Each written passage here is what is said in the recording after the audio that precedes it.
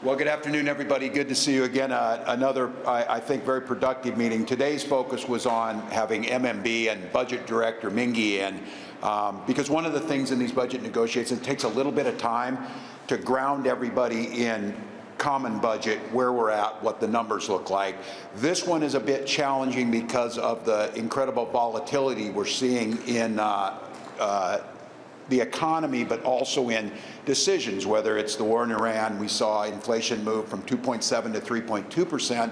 What that means on budgeting inflations is $500 million, just in a small slice when these things come out. So we spent the time talking about both budgeting situation now, then long-term trends, which last time was the discussion. And again, I think it did not get the credit it deserved, being the legislature and all the work we did together in reducing that structural imbalance that leaves $377 million on the bottom line in 28-29 and $3.7 billion in the current biennium. So my budget's been out for a few months now. The legislature's getting to the point where they all need to put a budget out. Then what we end up doing is we put those side by side. We start working it through. There's a lot of really positive signs, though I really am grateful to the House passed unanimously some of these payment withholding language that allows us to get more at the tools we needed on the fraud pieces, so that we can both do payment withholdings ahead of time, but continue on with the work we're doing, making sure we're bringing those folks to accountability. And then, of course, a big priority for everyone is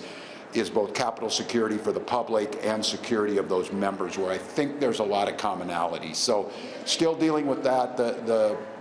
I think the nature of the volatility and a non-budget year, I'm just going to caution again, the fiscal responsibility and the fiscal constraint is still my message to them, that I'm not going to sign anything that doesn't reduce that structural imbalance even more, because we can see the trend lines. But good, productive meeting, more work to be done. We're probably, I would guess, we'll probably have a couple more of these informational sessions, and then once those committees do their work, we'll try and set joint targets. And of course, the goal is to try and do those somewhere around before or at fishing opener, and then wrap things up. But overall, very good. It's good to see the folks in here. And then, of course, the final thing we usually do on these even-numbered years is a bonding bill. And I think everybody wants to see that done. A little difference on how big it is, but my goal, once again, is we're one of 13 states that are AAA bond rated. We're one of 13 states that have the most fiscally secure budgeting in state government, and we want to continue to do that. So grateful. HCMC, that's another issue that a lot of leaders say is on their to-do list. Yes. Where are you on that, in terms of, there's a couple different proposals out there, details, devil's in the details? No, thank you for bringing that up too. That was brought up in there, that HCMC, which again I think is a real good sign that there's a lot of positive agreement that is an incredibly important asset. I think we're still, and I feel a little better than I did 10 days ago, but there's still more work to be done. I think the first thing we need to do is truly identify what the entire problem there is and how we get it, and I think that's bipartisan agreement. So it was good to see in there. I do think that's something that is outside the budget that we have right now, that I am certainly willing that we need to bring that back in. And then the question got the broader issue around healthcare in general. The great uncertainty for us is the withholding that's happening on the Medicaid dollars to get that out there. I would argue that there's some really good stuff happening there. It looks like what was asked by the federal government and Dr. Oz, that we met that. And in fact, I think we're doing so good on that work on our revalidation, is that Minnesota was asked to do the revalidation. We were already doing it. We're moving ahead. We submitted that. It looks like, I think by all means we should get our money back, but it looks like the federal government is now going to require all 49 other states to do revalidation, because what's come out of our fraud fight is that we have moved to the front on some of that prevention, and I think it's going to be replicated in the other states. But it's a great question. It would be I would anticipate that there will be something done around HCMC. At this point in time, I can't tell you. I'm not certain I know the extent of the problem. So. Has Minnesota gotten that Medicare revalidation letter yet? We have not. We have not. I think it's a good sign, though, that they are taking what we're doing. And we've said this all along. Every state has this issue. In fact, many states are in a situation that's worse, because our error rates are some of the lowest, but there was work to be done. It's good stuff, and now they're going to require that of other states. Governor, can you give us a comparative? You've done this now 7 times. You have some new faces in the room. How does this feel different than the other years? It feels good. I said, I've learned in this. I came in, the first year, and like the first time we had one of these meetings, I'm like, hell, we'll be done next week. It doesn't work that way. There's a lot of personalities. There's a lot of, the committees have to work. Look, I'm not going to kid you. It looks like there's a little tension. The House was able to unanimously pass payment withholding language, and I don't yet have a hearing scheduled in the Senate, which tells you there's some tension going on there a little bit. With that being said, I think there is agreement that it's a volatile budget year. Minnesota's budget is in a solid place. We did and bit the bullet and did heavy lift for people in Minnesota last year to ensure programs were able to be funded, but sustainability of that. I will note that in the projected budgeting, human services spending surpasses education for the first time in state history.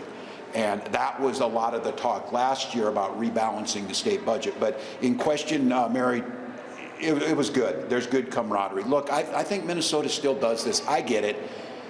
It is so poisonous in D.C., and the language every day is so poisonous, and I get in part of that. Here, it still seems like state government is functioning as it did last time, because that budget, I've said this, in all the years I've done this, in the 20 years of being in, I thought reaching a budget agreement last May was some of the finest work I had seen, and it proved that it put us in an incredible spot, because if you looked at the numbers, had we not adjusted to it, we would have been setting at a pretty massive structural imbalance in these two bienniums. So overall good.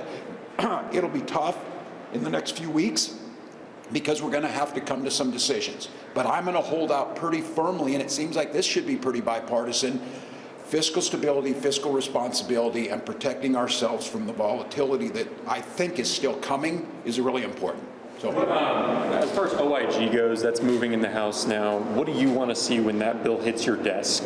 I think just so it's functional. We agree with it, and I think there's many pieces that go with this. I think it's just the functionality of listening to the professionals, that where we have the OIG, where we have the BCA. We were for it last time. I think there's some different proposals on it. We'll certainly sign it when it gets to us. I think they're still working out the details. But the good news in all of this is that you saw with Tim O'Malley's report, this is stuff that goes back decades. The one good part about this is that it's all out in the open. It's being handled.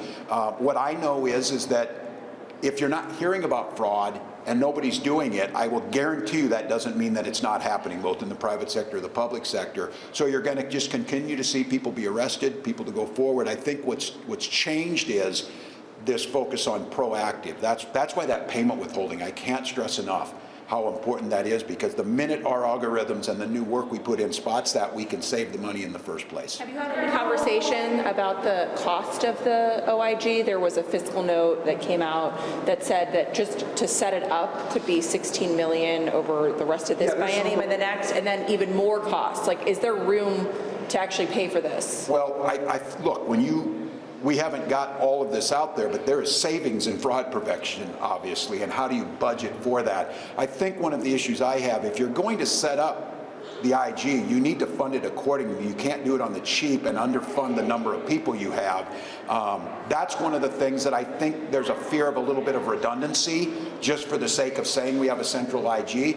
All I care about is everything we do, if it reduces fraud and smooths legitimate payments to people who need it, because I will never back off of, we're not stopping these programs that improve people's lives, but we have to strike that proper balance. So no, not yet, but it's a good question and that has not been brought up yet. How helpful are you on some of the DFL priorities at this point, like responding to ICE and gun control? Well, I still am, and in here, at this point in time, it's to try and start to move us towards common ground. I recognize there are things in there that were not brought up by the Republicans that are still going to be brought up. The issue on responding to Metro Surge is deeply important to all of us. And for me personally, the Minnesota and the American, I would argue the American shame of letting anything around guns just sail. I watched the news this weekend for probably 2 hours before a short story clip of 8 children being gunned down was kind of just a blurb afterwards or whatever. I am adamant that we still can move. My God, is a minimum safe storage and things. So I'm still hopeful, but look, I'm a realist. It's 67-67.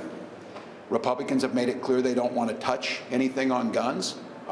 We still have Republican leadership very proud of what ICE did here, very unapologetic about what happened. That's a problem. So that's part of the politics here of the nuts and bolts that need to get done. Still discussing these major differences. We did it last year, and so those things are still very much alive, and we'll see in the negotiations where we get.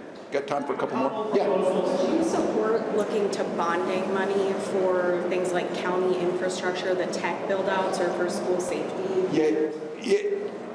Yes, I think so, and I say that, prefaced in making sure it's fiscally responsible and we're able to do it. And I will credit Representative Torkelson has been really great on this issue of IT, and this is an important one to me. I was in Congress when we did the IT modernization at the VA.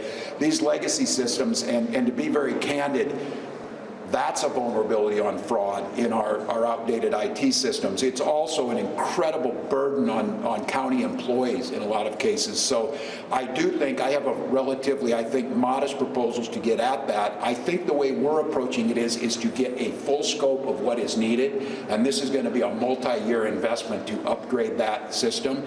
We have a recipe for success here in MNLARS when we came in. Remember, that was $100 million that had been dragging on. It was very contentious. Democrats and Republicans worked together, and within 18 months, we now have a very, very efficient licensing system. So the answer is yes, I'm interested in it. I feel the sense of urgency they have of investing in getting this new system, but the one thing we've learned is you can't launch a bad one. And we saw this recently, and I won't make any apologies for, we have a vendor, and I don't think this vendor's doing as quickly as they could have, but that's the way some of it works. You have to be certain before we launch them. That's the lesson we learned with MNLARS, so answer is yes. A couple proposals for property tax refunds, so a big one from the House GOP, but also $100 million from Senator Hochschild. I'm wondering your thoughts on that one. Yeah, well, I'm with folks on the property tax that if trying to tackle that. I think that's why we're trying to figure out, and this was a conversation we had in there, and there's some very interesting charts.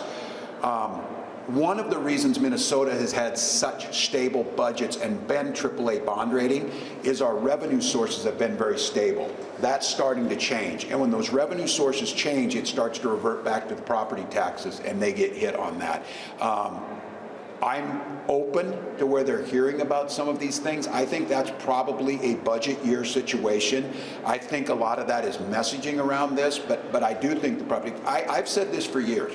You have people who come to this place, they brag about being fiscally conservative. They vote against anything on revenues, and that means schools, water treatment, roads end up getting kicked back down to the local level. This is how you create states that are inequitable. Richer areas have more money. I feel a sense of responsibility that all of us should help build water treatment plants in our smaller communities together because we benefit from them. So I think it's probably a broader discussion. I don't think you'll probably get anything tackled around that, but some of these things are conversations that will eventually get there. St. Paul Arena got a shot? Pardon me? St. Paul Arena renovation? Look, and again, I will say this from my perspective on this. I am supportive of it, starting with Mayor Carter and Craig Leopold when they came and presented of what needed to be done there, and now Mayor Herr. I'm supportive of what they're doing. I think it makes right sense. I don't feel like there's a big appetite amongst people, and I've had this conversation with all of our professional sports teams in the university.